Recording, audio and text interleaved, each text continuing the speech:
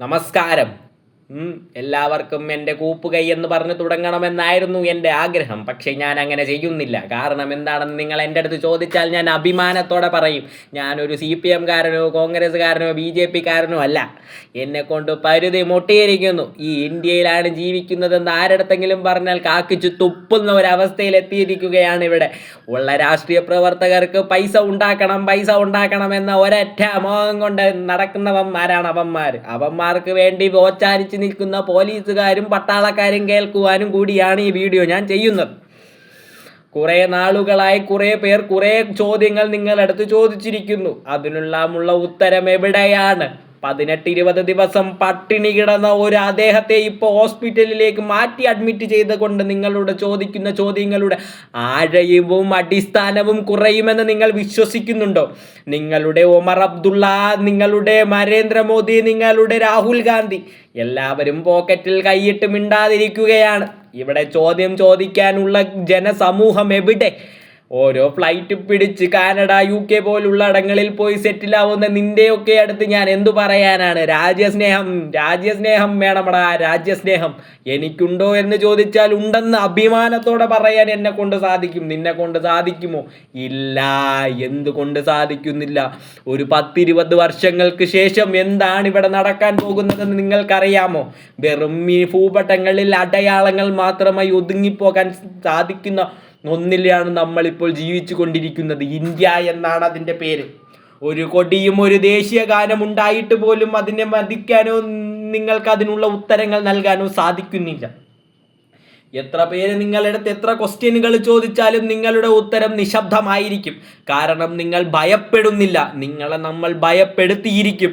എൻ്റെ ആശയങ്ങളോ എൻ്റെ കൂടെയുള്ളവരെയോ നിങ്ങൾക്ക് കാരാഗ്രഹങ്ങളിൽ അടയ്ക്കുവാൻ സാധിക്കുമായിരിക്കും. പക്ഷേ നമ്മുടെ ആശയങ്ങളെ നിങ്ങൾക്കൊരിക്കലും തീക്കനലുകളിലിട്ട് ചുട്ടരിക്കാൻ സാധിക്കുകയില്ല. അത് നിങ്ങൾ എത്ര തവണ അടിച്ചമർത്താൻ ശ്രമിച്ചാലും പൊങ്ങി വന്നുകൊണ്ട് തന്നെ ഇരിക്കും. ആൻറ്റി കറപ്ഷൻ സെല്ല് മുതൽ നീറ്റ് ലീക്ക് പേപ്പറിൻ്റെ ആൻസർ വരെ നമ്മൾക്ക് തേവയാണ്. ഇത് നിങ്ങൾ ഏത് ഭാഷയിൽ കണ്ടാലും ശരി, നിങ്ങളെല്ലാം ഉണരേണ്ട സമയം അതിക്രമിച്ചിരിക്കുന്നു. നിങ്ങൾ ഇനിയും ഉറങ്ങുകയാണെങ്കിൽ നാളെ ഉറങ്ങാൻ കിടക്കുന്ന സ്ഥലമോടെ കാണുകയില്ല. ഈ നായ്ക്കളെല്ലാം തീയിട്ട് നശിപ്പിക്കുന്നതായിരിക്കും. ഇന്ത്യ എന്ന മഹാരാജ്യത്തെ രക്ഷിക്കണമെങ്കിൽ നിങ്ങൾ വന്നേ തീരൂ. നിങ്ങൾ ആയുധങ്ങൾ എടുത്തേ തീരൂ. സമാധാനത്തിൻ്റെ മാർഗങ്ങൾ ഇവിടെ വില പോകുന്നതല്ല. ആർക്കും സമാധാനം വേണ്ട. ടിഷ്യൂ പേപ്പറിന് പോലും വിലയില്ലാത്ത ഒന്നായി മാറിയിരിക്കുകയാണ് സമാധാനവും നിരാഹാര സമരങ്ങളും. എന്നിട്ടും നിങ്ങൾ അതിൽ വിശ്വസിച്ചിരിക്കുകയാണ്. ആരും വരുകയില്ല നിനക്കുത്തരങ്ങൾ തരാൻ.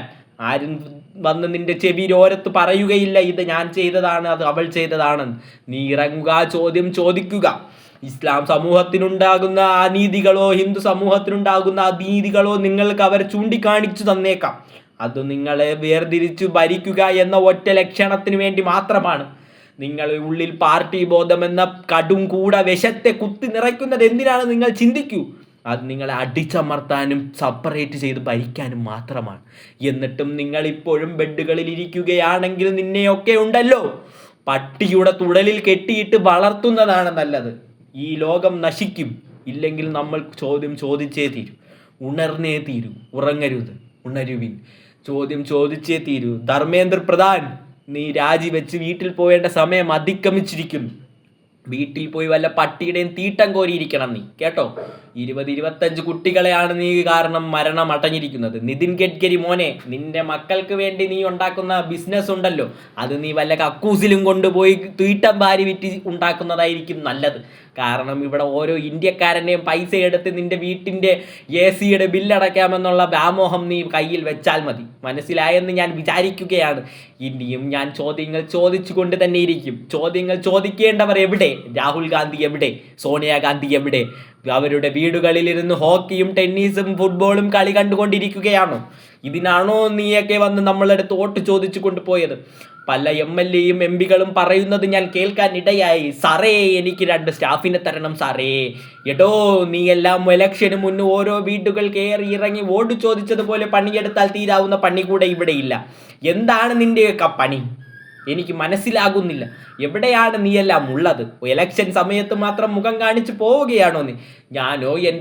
ഞാനോ നിങ്ങളുടെ വാർഡുകളിലെ ആൾക്കാരോ നിങ്ങളുടെ വീട്ടിൽ വന്ന് കുത്തിയിരുന്ന് ഒന്ന് നിൽക്കണം സാറേ ഇലക്ഷൻ, ഒന്ന് ജയിക്കണം സാറേ ഇലക്ഷൻ എന്ന് പറഞ്ഞിട്ടില്ല. നീയാണ് ജനങ്ങളെ സേവിക്കണമെന്ന മോഹവും കൊണ്ട് ഇറങ്ങി വന്നിരിക്കുന്നത്. കേരളത്തിന്റെ തീരുമാനങ്ങൾ എടുക്കുന്നത് പാണക്കാട് തറവാട്ടിലായിരിക്കരുത് വി.ഡി. സതീശൻ സാറേ. കേരളത്തിന്റെ തീരുമാനങ്ങൾ എടുക്കുന്നത് നിയമസഭയിലായിരിക്കണം. BJP-ക്കാരെ, നിങ്ങൾ എന്താണ് ചെയ്യുന്നത്? കേരളത്തിലേക്ക് നുഴഞ്ഞു കയറുന്നതിന് മുന്നേ നിങ്ങളോട് തന്നെ ചോദ്യങ്ങൾ ചോദിക്കും. നിങ്ങൾ കാണിക്കുന്ന അഴിമതികൾ ആരും ചോദ്യം ചെയ്യുന്നില്ല എന്ന് വിചാരിക്കാതിരിക്കുക. കാരണം ചോദ്യം ചെയ്യുന്നവർ വന്നു കഴിഞ്ഞാലുണ്ടല്ലോ, നിങ്ങളുടെ അസ്തിത്വത്തിന് തന്നെ അത് ചോദ്യം ചെയ്യുന്നതായിരിക്കും. നരേന്ദ്രമോദി സാർ ലോകം ചുറ്റി നടക്കുന്നതിനിടയിൽ ഒന്ന് മണിപ്പൂരിലേക്കോ ഒന്ന് ജന്തർ മന്ദിലേക്ക് വന്ന് നോക്കണം എന്താണ് നടക്കുന്നതെന്ന്. നിങ്ങളുടെ വിചാരം എല്ലാ നാസിസ്റ്റുകളും ആയുധങ്ങൾ കീഴടക്കി വെച്ച് നിങ്ങളുടെ ചെപ്പടിക്ക് നിൽക്കുമെന്നാണോ? ഒരിക്കലുമില്ല. അവർ ആയുധങ്ങൾ എടുക്കുന്ന അന്നുണ്ടല്ലോ, നിങ്ങളുടെ എല്ലാം ജെട്ടി കീറും. നിങ്ങൾ ഉത്തരം പറഞ്ഞിരിക്കും. നടു റോട്ടിൽ വന്ന് നിന്ന് തന്നെ ഉത്തരങ്ങൾ പറഞ്ഞിരിക്കണം. നിങ്ങൾ ചോദിക്കേണ്ട മീഡിയ എവിടെയാണ്? TRPക്കും പൈസയ്ക്കും വേണ്ടി നടക്കുമ്പോൾ അവർ മറന്നു പോകുന്ന ചില വാല്യൂകളുണ്ട്. മനുഷ്യത്വം, ജനാധിപത്യം, സോഷ്യലിസം എന്നുള്ള വാല്യൂകൾ. എൻ്റെ ആശയങ്ങളെ നിങ്ങൾക്ക് ഇഷ്ടപ്പെട്ടിട്ടുണ്ടാകുകയില്ല. എന്നെ കാണുന്നതും നിങ്ങൾക്ക് ഇഷ്ടപ്പെട്ടിട്ടുണ്ടാകുകയില്ല. അധീനമോ ഉയർന്ന ജാതിപ്പെട്ടവനോ അല്ല ഞാൻ. ഒരു സവർണനോ ഗംഭീരനോ ഒന്നുമല്ല ഞാനൊരു ഇന്ത്യക്കാരനാണെന്ന് ഉറച്ച വിശ്വാസം എനിക്കുണ്ട്. എൻ്റെ ആശയങ്ങളെ നിങ്ങൾക്ക് കാരിരുമ്പ് കൊണ്ട് അടിക്കാൻ സാധിച്ചിരിക്കാം. എൻ്റെ കാഴ്ചയെ നിങ്ങൾക്ക് കെട്ടിമൂടി വെക്കാൻ സാധിക്കുന്നുണ്ടാവാം. പക്ഷേ ചോദ്യം ഞാൻ ചോദിച്ചിരിക്കുക തന്നെ ചെയ്യും, എൻ്റെ അവസാന ശ്വാസം വരെയും. ജയ് ഹിന്ദ്. ഇത് ഉണർവിൻ്റെ നേർവഴിക്കുള്ള പാതയിലേക്ക് നിങ്ങൾക്ക് സ്വാഗതം.